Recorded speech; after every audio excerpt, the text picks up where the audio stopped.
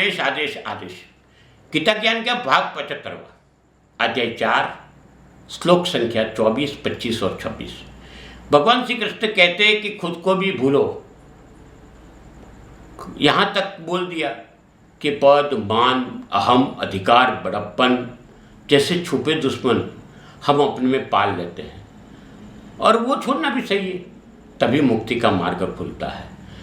मगर कर्तव्य का पालन भी बहुत जरूरी है।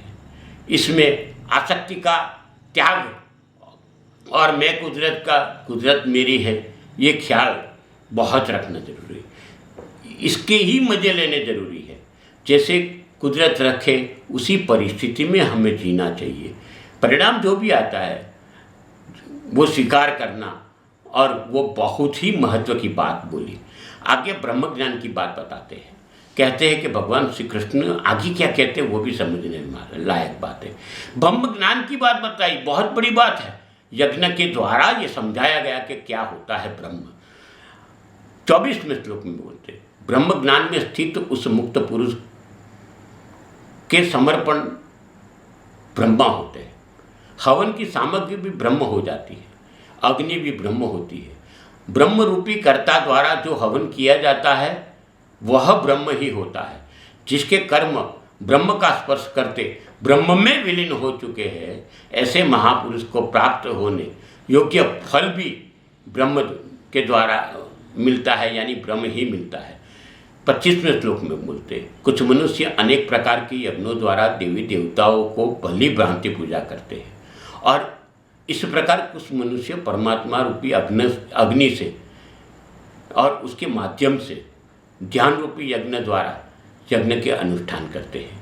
26वें श्लोक में बोलते हैं, कुछ मनुष्य सभी ज्ञान इंद्रियों के विषय को समय के अनुसार डाल के संयम रूपी अग्नि में हवन करके, और कुछ मनुष्य इंद्रियों के विषय में इंद्रिय रूपी अग्नि में हवन करते हैं। यह समझना बहुत जरूरी है। हवन या यज्ञ की बात बहुत ही रसप्रद है। भगवान श्री कृष्ण ने समझाया कि जो बहुत ही गहन बात है कि यज्ञ करो, सबसे जरूरी क्या है। तो यज्ञ के अंदर हम क्या करते हैं? अग्नि प्रगटाते हैं और आहुति देते हैं, स्वाहा स्वाहा कर आहुति। अग्नि में आहुति डालने के बाद में क्या आहुति को आप अलग कर सकते हो? तो जवाब आएगा ना, नहीं कर सकते, वो तो जल जाती है, अलग कैसे कर सकते? इसका मतलब समझना जरूरी है। हम जो भी कर्म करते हैं वो सब साध्य बना दो, अर्थात हमने कर्म को ही आहुति बना दो, जिसके कारण हर एक कर्म यज्ञ बन जाता है। जो यज्ञ करते हैं उसमें परमात्मा का अनुभव नहीं करते, मगर हमारे कर्म ही आहुति बन जाती है, तो भगवान को समर्पित कर देते हैं, तो पूरा जीवन ही यज्ञ बन जाता है। और यह एक ऐसा कार्य है कि जो अपना कर्म ही आहुति बन जाती है। यहाँ एक बड़ी बात बोली है कि यज्ञ ब्रह्म है, आहुतियाँ भी ब्रह्म है, हमारी इंद्रियाँ भी ब्रह्म है, यानी कर्ता, कर्म, फल देने वाला फल ब्रह्म ही है। सबसे बड़ी बात यह है कि कुदरत भी ब्रह्म है। यहाँ कुछ चीज़ें बताई गई है जिसमें समझने लायक बात है। जिसके द्वारा आहुति दी जाती है वो हाथ भी ब्रह्म है, भोजन का पदार्थ भी ब्रह्म है, भोजन करने वाला भी ब्रह्म है, पचाने वाला पेट यानी जठराग्नि भी ब्रह्म है। अब प्रश्न ये आता है कि सब जगह ब्रह्म ही है, तो बाहर क्यों ढूंढते हैं हम लोग? और क्या ढूंढते हैं? बगल में छोरा और गांव में ढिंडोरा जैसी बात हो जाती है। खुद कर भीतर को पहचानना खूब जरूरी है, सब पता चल जाएगा। मगर यहाँ समर्पित होके सदगुरु को पहचानने के बाद हम तो इतने कुशल है कि गुरु में भी नुक्स निकालते हैं। गुरु को ऐसा नहीं करना चाहिए, ऐसा ही करना चाहिए, गुरु गलत है, ये सब कुछ किनारे रख करके खुद को समर्पित कर दो तो फल प्राप्त होगा। यहाँ बहुत बड़ी बात होती। ज़्यादातर हम यज्ञ करते हैं कुछ फल की अपेक्षा से करते हैं। ये आहुति दूंगा, ये करूँगा तो ये सिद्धि प्राप्त होगी, ये फल प्राप्त होगा, यहाँ हम गलत हैं।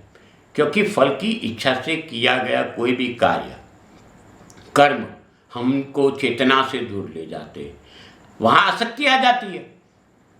यहाँ भगवान श्री कृष्ण कहते हैं कि यह मनुष्य इंद्रिय के संयम के द्वारा कर्म यज्ञ करते हैं। कई मनुष्य ऐसे हैं कि इंद्रियों के द्वारा प्रेरित होके ही यज्ञ करते हैं। जप, तप, ध्यान, अनुष्ठान सब इंद्रियों के संयम के लिए एकांत में किए गए जाने वाले कर्म हैं। मगर ये सब करके भी हम व्यवहार में आते हैं तो पता चलता है कि राग द्वेष तो छूटे नहीं। एक संत थे, उन्होंने जंगल में तपस्या की तो कुछ सिद्धि प्राप्त हो गई। तो एक वहाँ से उठे और भिक्षावृत्ति करने निकले। तो भिक्षावृत्ति के लिए जा रहे थे, तब कौवा उनके पे चरक दिया। कौवा ने चरक दिया तो इन्होंने मंत्र बोल के कौवा को भस्म कर दिया।